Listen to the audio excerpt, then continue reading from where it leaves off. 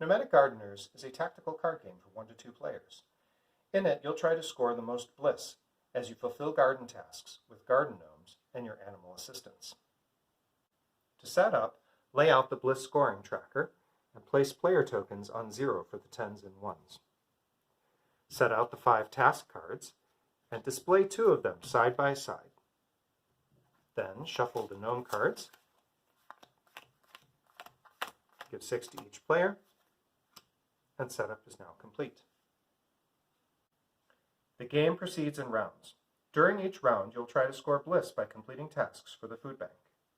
A pair of task cards defines the current round's 3 tasks, including the requirement and the reward for each task. Only the section in the middle of the pair of cards is active. Ignore the left-hand side of the first card and the right-hand side of the second card. In addition, in a 2-player game, ignore the iconography at the bottom, which is only used for the automa in 1-player mode. Now, I'll be demonstrating this game as if there's 2 people playing against one another. Each round of the game has 3 phases. You play your gnomes, you resolve your cards, and you reset the round.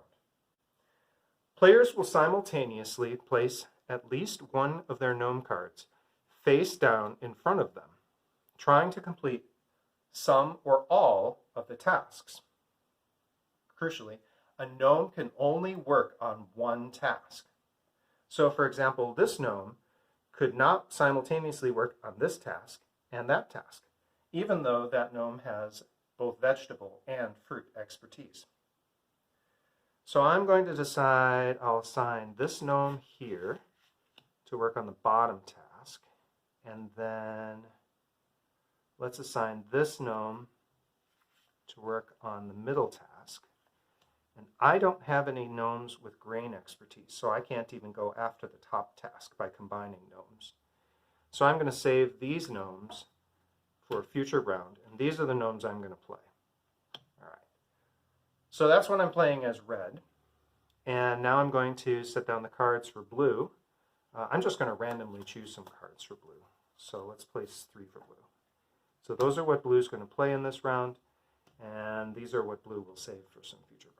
Okay. Both players have now placed their gnomes. The second phase of the round is to resolve your cards. Players simultaneously reveal the cards that they're playing and determine who's going to resolve cards first by adding up the preparation time required for their gnomes, as shown in the top corner of each card. This is the time to get those gnomes organized. And it looks like red has a preparation time of only 2 hours, while blue has a preparation time of 5 hours. So red's going to get out there into the garden first. Well, red can very efficiently complete the bottom task and can complete the middle task. So now that I've marked the tasks that I've completed, I score bliss, as shown in the reward side of the first 2 tasks. I didn't complete the first task, so I don't get any bliss for that. I did complete the second task, which gets me 6 bliss. And if I had the kindly cow to provide dairy for the food bank, I would get 2 more bliss. But I don't have a kindly cow right now. So I only get 6 bliss right now. So let's give 6 bliss to red. Okay?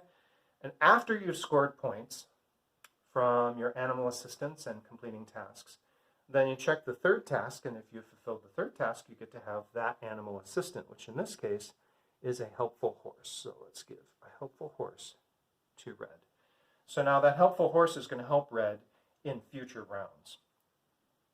All right, so you're all done. Let's just set those aside and take a look at what blue is going to do with blue's gnomes.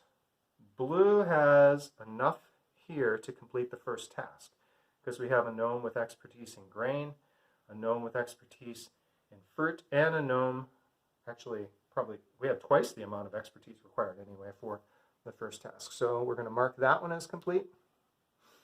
We wouldn't even be able to try completing these tasks because those were already fulfilled. So that gets 8 bliss for this player. So that completes the second phase of the round.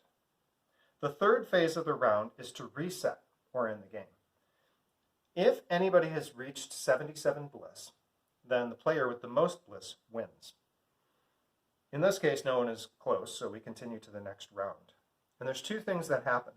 The first is that the gnomes that each player used join the other side. So if you use a lot of cards, they're going to end up into your opponent's hand. And you have to play very efficiently to get the most out of the gnomes while they're on your team.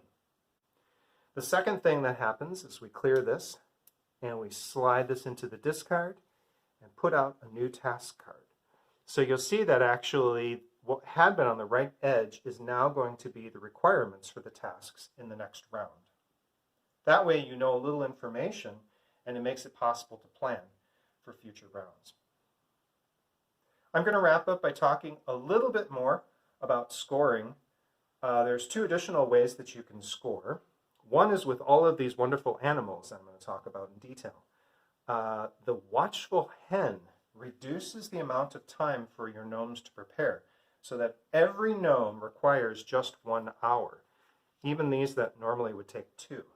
So the watchful hen keeps your gnomes on task and might allow you to complete tasks before your opponent blocks them. Second of all, the lucky piggy allows you to complete task number 1, even if your opponent already did do it. So that may give you a chance to score that, even if you have a high prep time compared to your opponent. The helpful horse will give you 1 bliss for every card that you play. So in this current round here, now that red has a helpful horse, if I were to play 4 gnomes, then I would get 4 additional bliss. You can very quickly start to accumulate points by accumulating animals. I've mentioned Kindly Cow gets you 2 points if you complete the task. That has a milk icon next to it, which can either be task 1 or task 2. And then finally, the Squad of Squirrels gets you 3 points if you have the smallest total number of cards. That's cards that you played as well as cards that you didn't play. If you do that, then you can accumulate points from your Squad of Squirrels as well. The other way that you can get points, get bliss, is by playing just 1 single gnome. And in that case, you get the charisma bonus of that gnome. And every gnome has a different charisma bonus. So sometimes you might choose to just play 1 gnome, well targeted to a task, get yourself some bliss. So that's how you play the 2-player version of Gnomadic Gardeners. Thank you for taking the time to watch this video. Look forward to seeing you on Kickstarter.